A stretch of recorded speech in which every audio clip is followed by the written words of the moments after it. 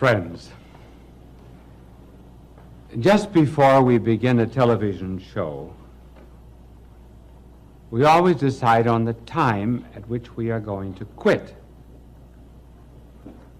And you often wonder, well, how do you manage to finish on time?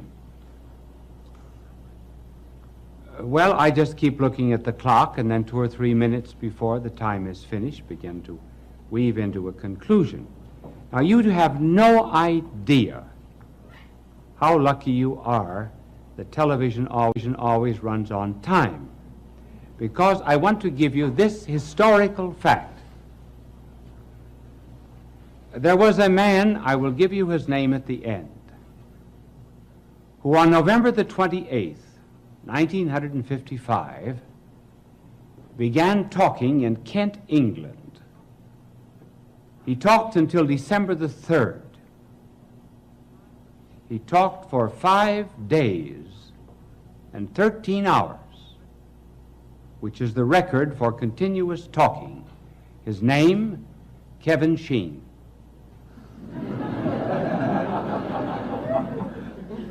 Now, they say that women talk a great deal. The record for women is only 2 days and 14 hours. It was held by a Mrs. Clapp. She couldn't keep her clap shut. Well, tonight we are to talk on the subject of the meaning of love. What is love? Well, that all depends upon whom you're asking. To a psychiatrist, love is a libidinous instinct. He calls it an id. And it becomes interesting to him when it manifests itself in aggressiveness and jealousy and hate and anything that creates a psychiatric problem. To the novelist, love is interesting not when it is a virtue, but generally when it is a vice. Adultery, perversity, and so forth constitute the themes of many novelists. To a biologist, is nothing but an animal instinct that has been carried over into the human order. To a comedian, love is nothing but a lot of dame foolishness. You understood me correctly, didn't you? Love is really none of these things. Love is a feeling, a groping, a tasting, a sensing, and awareness of another. Love always refers to another, not just primarily to self. And here's where it differs from knowledge. Now, let me illustrate this.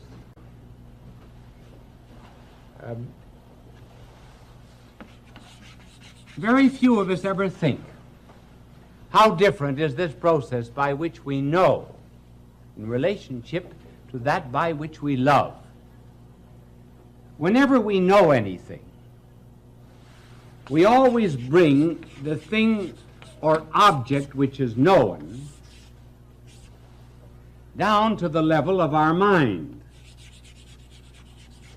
That is why when a teacher is explaining something in class, he will always give an example. It is degraded in some way, simplified. But the mind always insists that it comes down to its level. Hence, when the eternal Word of God came to this earth, he spoke in parables, brought divine truth down to the level of the people. Now, love does not operate that way. As a matter of fact, love operates in just the opposite direction. For example, the object of love is something to which you go out. Now here is the faculty of loving is the will. When you love anyone, instead of dragging it down to your level, you go out to meet it.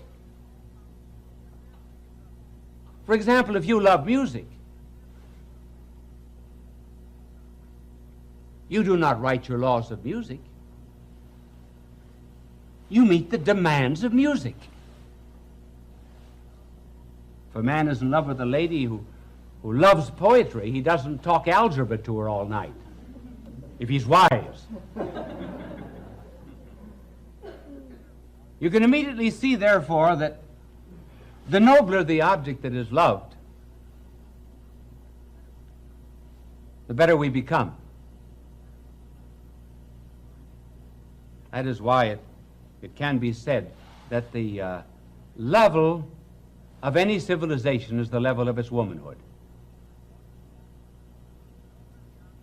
Because the nobler the objects that are loved, the nobler a person becomes.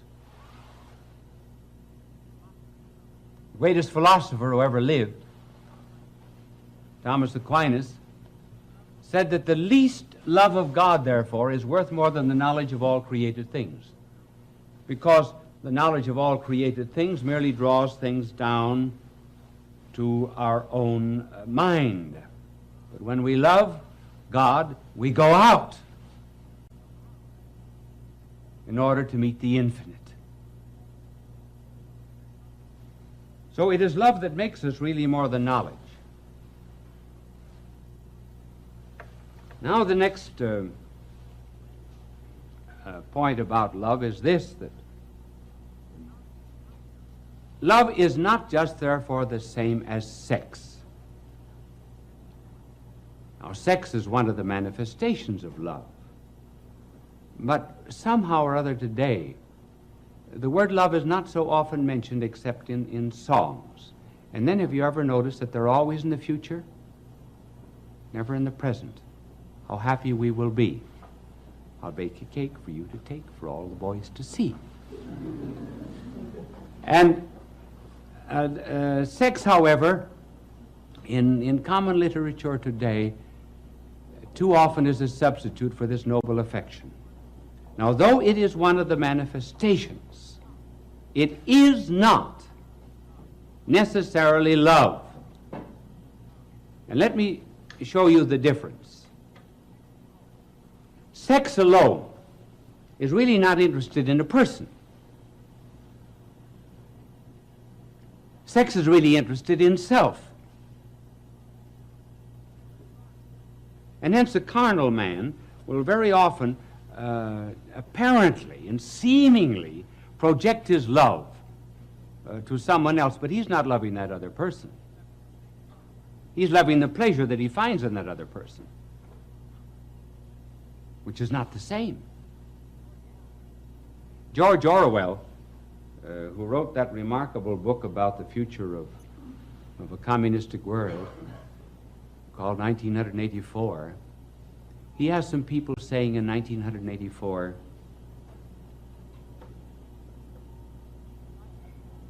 you like it, don't you? I don't mean you like me. I mean you like it. The other person says, yes, I adore it. It was sex, not love. It.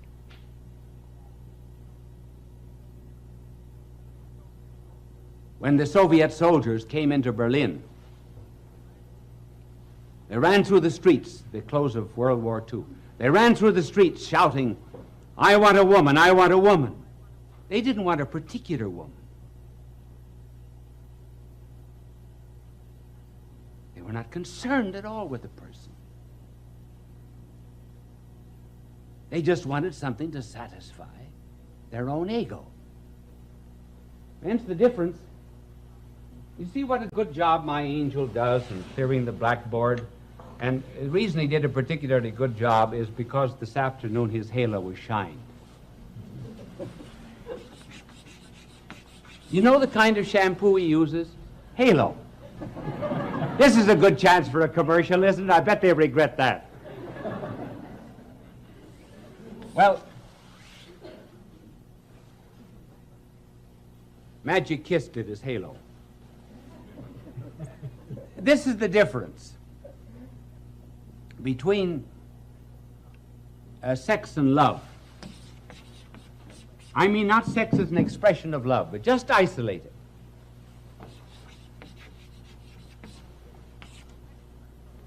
Sex is a circle. Have you ever noticed that's the only thing that I draw well is a circle? Not perfect, but I mean it's much better than the things I usually draw. But sex is a circle. It's bounded by itself. It looks only to itself.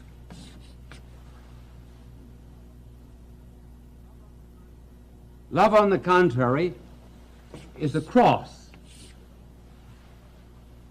Stretches out in all directions. It's all embracing.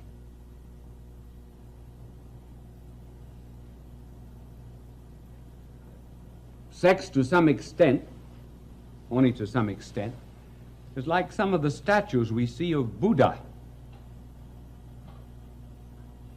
Big, fat, sleek, well-oiled body, hands folded across the breast, intently looking inward, thinking only of self.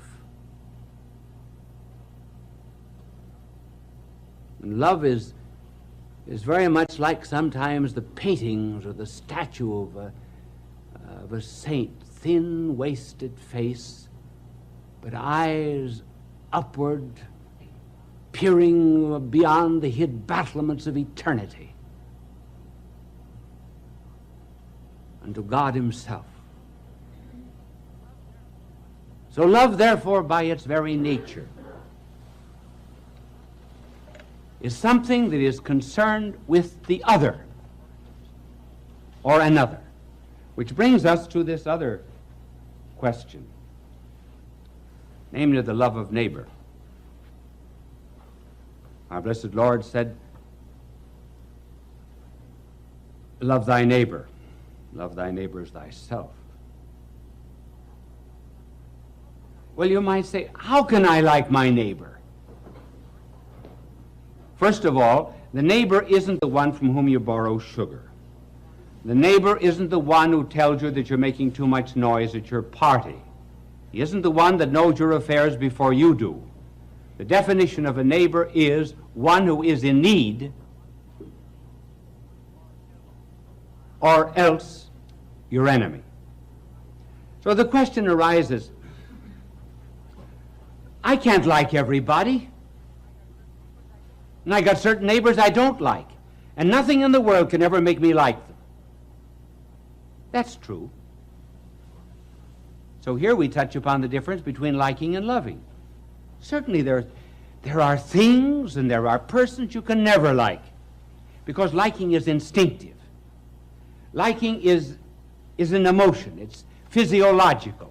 It's almost organic. It's biological. It's something over which you do not have great control. For example, you do not like olives. Now, I should tell you something I don't like, and I generally announce it once a year over television and over radio, so that if you ever invite me to dinner, you'll remember it. I don't like chicken.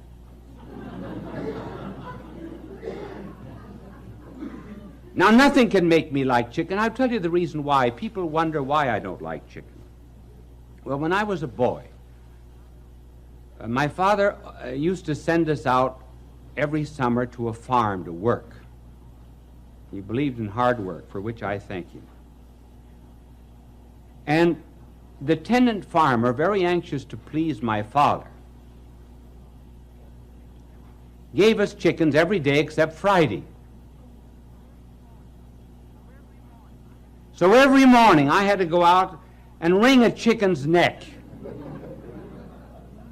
I must have wrung thousands of chickens' necks. So when we hear the command, love your neighbor, and love everybody, and love all of God's creatures, well, that's all right. You can love them. But you can't always like them.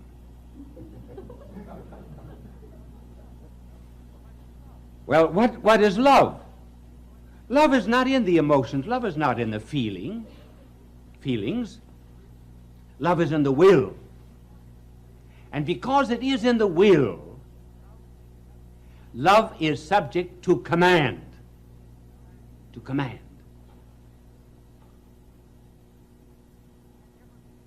You can never be commanded, for example, to like pickles. But you can be under a command, as a boy is under a command, for example. Now, please go up and kiss your Aunt Sophie. Now, he doesn't want to kiss his Aunt Sophie, but he's under a command, and maybe he does it. So love is subject, therefore, to the will. It can be ordered, whereas liking cannot. And we're only told, therefore, to love the neighbor. And how does this love work itself out practically? Because you may not be liking all the time. It is by doing a good deed. Do good to them who hate you. And as we begin to do what we ought and what is commanded, we may eventually begin to love that which we ought. And that is how we gradually come to love God and to love the neighbor sometimes that is not worth loving. Does that mean I have only 3 minutes left? All right. I thought I had 5 or 6. I've got 3, so I get very nervous, and I have to change. No, he says 5. Wasn't that nice that I asked him? He put up 3 fingers. Now I have 5. Well, now I can tell you other things.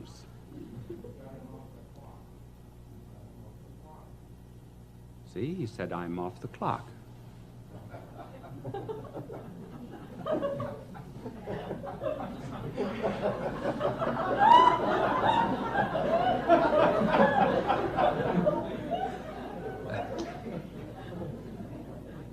You see, I like him for that, and I love him for that. Now, our blessed Lord also said, you love your neighbor as you love yourself. How can we love our neighbor as we love ourselves? Well, there are certain times, for example, we like ourselves, we love ourselves, and other times we do not love ourselves.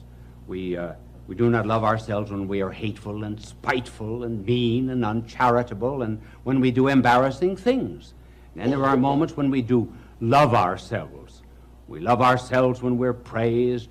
We love ourselves when we're kind to the poor, and so on and so forth. Now, how are we, therefore, to love the neighbor as ourselves? We are to love the things in him that are good, and we are to not love the things that are bad in him. We love the person. We may hate the sin, just like we love the communists, but we hate communism. And that was what was meant by loving the neighbor as you love yourself. Love the things that are good. And love even the person who does wrong. And by loving him, he may escape his wrong. That is why the church is always willing to accept the heretic back into the treasury of her souls, but never the error into the treasury of her wisdom.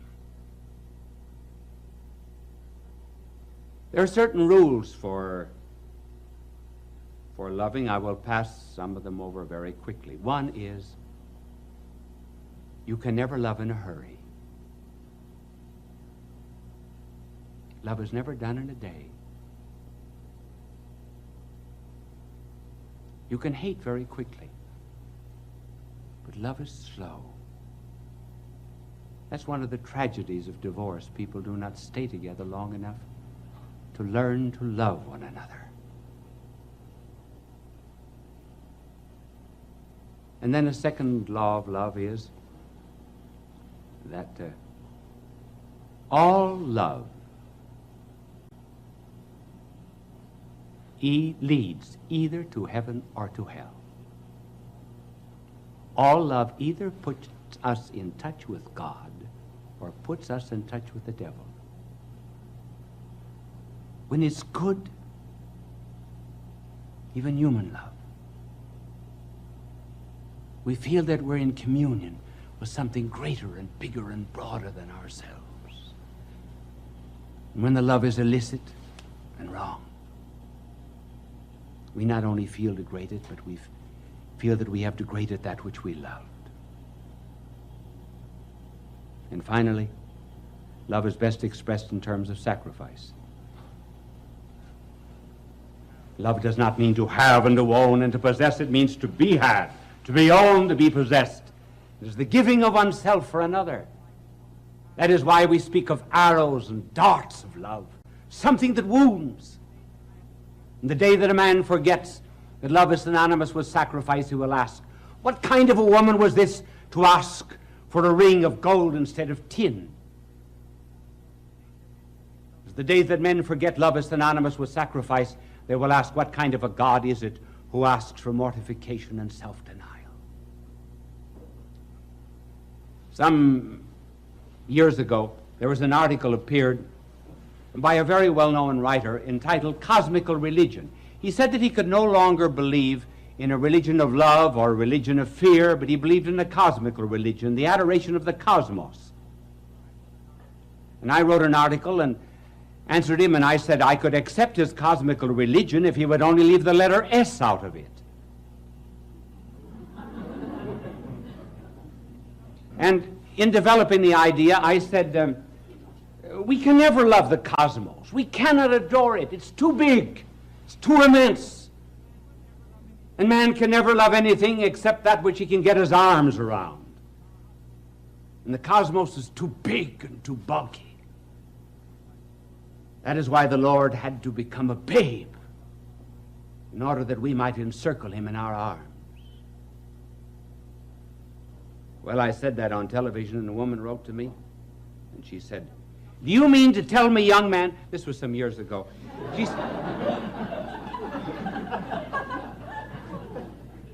she said, do you mean to tell me, young man, that I can't love anyone unless I can get my arms around them? I said, madam, that isn't my problem, that's yours.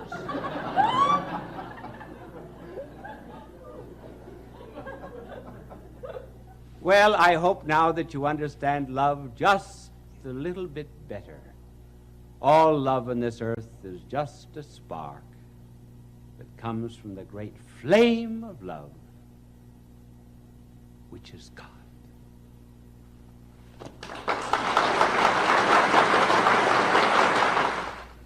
Now that you've heard this telecast, perhaps you understand why I always end a telecast in exactly the same way.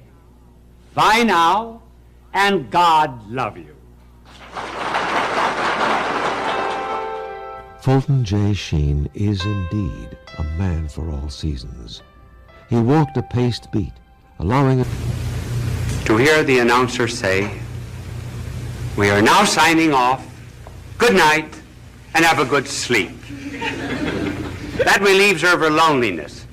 There was really and truly, a woman wrote to me and told me that my program was the only one to which her cat ever listened. So our subject tonight has to do, to some extent, with loneliness. It affects all ages. Children are lonely. 5 million of them belong to divorced parents in this country. Boys get lonely. That's why they join gangs, because they get power which they do not individually have. Young girls are lonely when they get a pimple on the nose. Older girls are more lonely still when the boy treats them as a glass, throws the glass aside after he has taken the drink. They find then that they're just a replaceable part in the great erotic IBM machine. Their loneliness increases. Then there's the loneliness of leadership, being the top man on the totem pole. There's the loneliness of being at the bottom of the totem pole, because you're just one of the masses. You're apt to lose your personality. The loneliness sometimes of marriage. where all the jokes have been told. There's no new event to narrate. And it's the terrible solitude of being alone together. And then even when it does remain fine and noble and rich, even in moments of greatest unity, there is a feeling of apartness after such an ecstasy. One hopes to completely submerge oneself, and yet one finds oneself back again.